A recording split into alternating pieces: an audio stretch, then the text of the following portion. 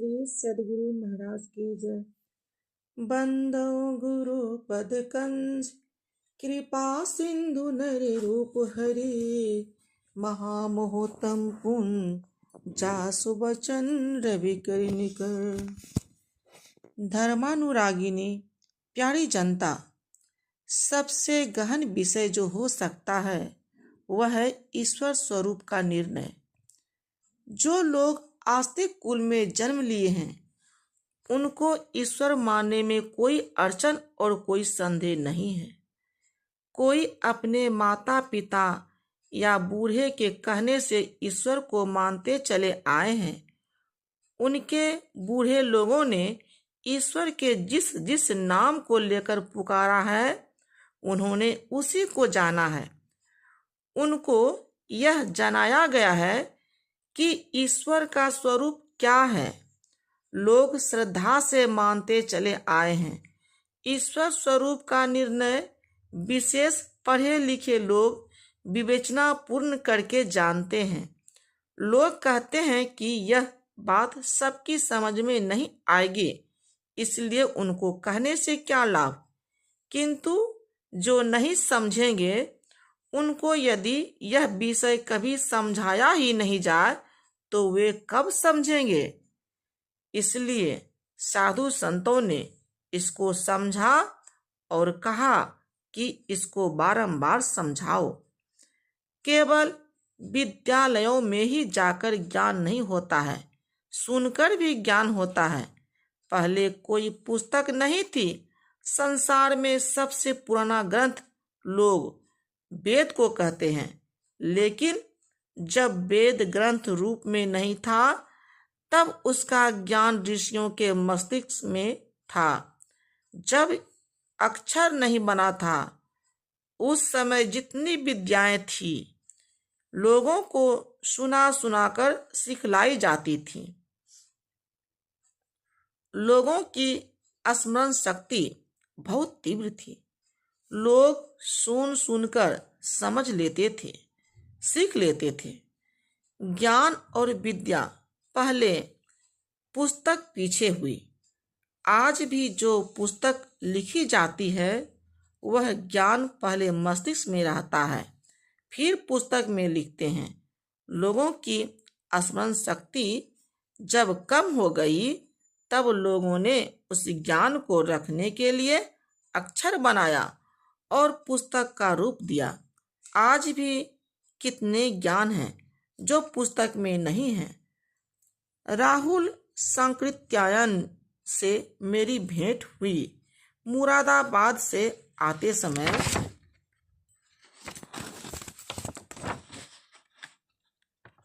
उन्होंने लाल पत्र पर लिखे हुए अक्षरों को दिखलाया। पहले भोजपत्र पर, ताम्रपत्र पर लिखते थे, फिर कागज बना और उस पर लोग लिखते हैं। पहले मस्तिष्क ही पुस्तक थी। वह शक्ति आज भी है। आज भी कुछ में स्मरण शक्ति है। महर्षि दयानंद के गुरु स्वामी बिरजानंद जी जन्मांध थे। वे बड़े विद्वान थे। जिस गुरु के शिष्य स्वामी दयानंद थे वे गुरु कैसे थे सो जानिए। विद्या कैसे आती है सो इस पर कहा। ऊंचे विद्यालयों में लड़के पढ़ते हैं, वहां अध्यापक कहते हैं और लड़के सुनते हैं, याद रखते हैं और लिख भी लेते हैं। साधु लोग जो सत्संग करते हैं इसको याद रखो अथवा लिख लो।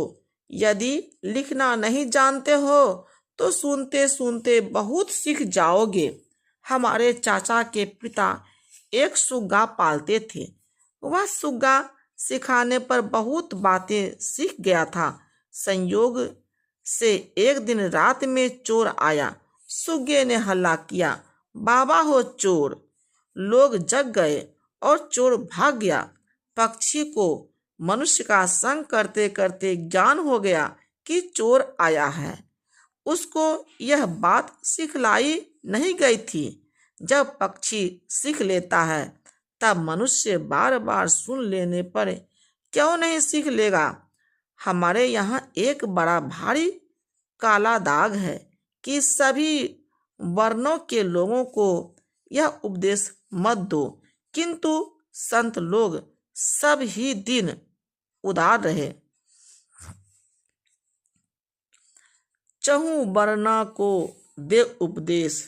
गुरु नानक देव ने कहा, आपको इसका इच्छुक होना चाहिए।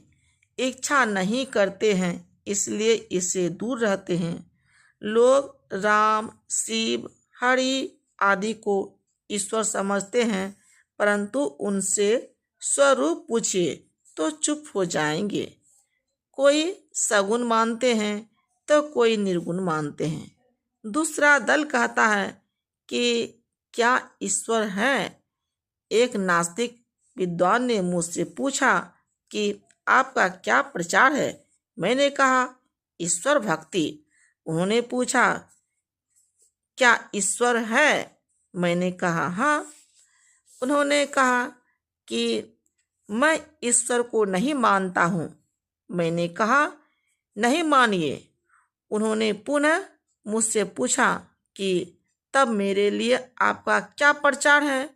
मैंने कहा कि आप तो पढ़े लिखे विद्वान हैं, समेट कर बोलिए कि आप क्या चाहते हैं। वे चुप हो गए। तब मैंने कहा, यदि आपको ज्ञान और सुख मिल जाए तो कोई इच्छा रहेगी। उन्होंने कहा, नहीं। मैंने कहा, आपके लिए मेरा यही प्रचार है कि ज्ञान और सुख होता है ध्यान से। आप ध्यान करेंगे तो ज्ञान होगा, सुख होगा और ध्यान के अंत में ईश्वर की प्राप्ति भी होगी। ध्यानाभ्यास से मन की एकाग्रता होती है। इससे मन में शांति आती है और ज्ञान भी बढ़ता है। मुझे विश्वास है कि आप यदि ध्यान के अंत में पूछिएगा तो कहिएगा कि ईश्वर भी है। लोग कहते हैं कि एक प्रहलाद के लिए भगवान ने अवतार लिया, एक द्रौपदी के लिए वस्त्र हरण के समय भगवान प्रकट हुए। आज बंगाल में, पंजाब में क्या क्या हो गया, पर भगवान कहाँ है। वे आज भी हैं और आगे भी रहेंगे। उन्होंने आजकल ऐसा करना छोड़ नहीं दिया है। केवल गुण और कर्म से ईश्वर के अवतार का निर्णय नहीं हो सकता। कितने विद्वानों ने कहा कि ईश्वर श्रद्धा में है, तर्क में नहीं। गोस्वामी तुलसीदास जी ने कहा, राम अतर्क बुद्धि मन वानी, मत हमार अस सुनहु भवानी। श्री रामचरितमानस। किंतु ऐसी बात नहीं, बिल्कुल श्रद्धा ही श्रद्धा नहीं, तर्क भी है। अभी पाठ में आप लोगों ने सुना, यहाँ मोह का कारण नहीं, रवि सन्मुख तम कबहू की जाए। तर्क में बतलाया, व्यापक व्याप अखंड अनंता, अखिल अमोघ शक्ति भगवंता, अगुण अदब्र गीता गोतीता, सबदर्शी अनबद्ध अजीता। प्रकृति पार प्रभु सब उर्वासी, प्रकृति पार प्रभु सब उर्वासी, ब्रह्म निधि ब्रज अविनाशी। तब कहा है कि यहाँ मोह का कारण नहीं, और कहा अज विज्ञान रूप बलधामा। अज मतलब अजन्मा, व्याप जिसमें कुछ समावे, व्यापक जो समावे, समूचा प्रकृति मंडल व्याप है, परमात्मा उसमें व्यापक है। अखंड जिसका टुकड़ा नहीं हो, अनंत जिसकी सीमा कहीं नहीं, जो असीम है। अगुण गुण रहित, तीन शक्तियों गुणों के परे। संसार में तीन गुणों का खेल है, एक वृक्ष, एक पहाड़, या छोटे जीव, या मनुष्य का शरीर, या देवता पर विश्वास रखते हो तो देवता का शरीर। इन सब में 3 गुणों का काम है। रजोगुण उत्पादक शक्ति, सतोगुण पालक शक्ति और तमोगुण विनाशक शक्ति। अगुण 3 गुणों से रहित को कहते हैं। जो व्याप्य में व्यापक है वह परमात्मा है, किंतु उसी में वह समाप्त नहीं होता, उससे परे भी है। इसलिए कहा प्रकृति पार प्रभु सब उर्वासी, ब्रह्म निधि बिरज अविनाशी। इन सब बातों को बतलाकर कहते हैं कि यहाँ मोह का कारण नहीं। अब यहाँ तर्क होता है कि व्याप्य में व्यापक अर्थात प्रकृति पार अनंत हो सकता है कि नहीं। पहले एक अनंत तत्व पर विचार करो कि है कि नहीं। यदि कहो कि कोई भी अनंत नहीं होगा, सब शांत ही शांत है, तो प्रश्न होगा कि सब शांतों के बाद में क्या है। सब खेतों की सीमा है। सब खेतों को जोड़कर भूमंडल होता है। भूमंडल शांत हो गया, सारे शांतों के पार में क्या है। जब तक एक अनंत नहीं कह दो तब तक यह प्रश्न सिर से उतर नहीं सकता। इसलिए एक अनंत का मानना अनिवार्य है। अनंत 2 नहीं हो सकता। यदि कहो कि एक दूसरे में समाते हुए अनंत है, तब प्रश्न होगा कि दोनों तत्व रूप में एक है।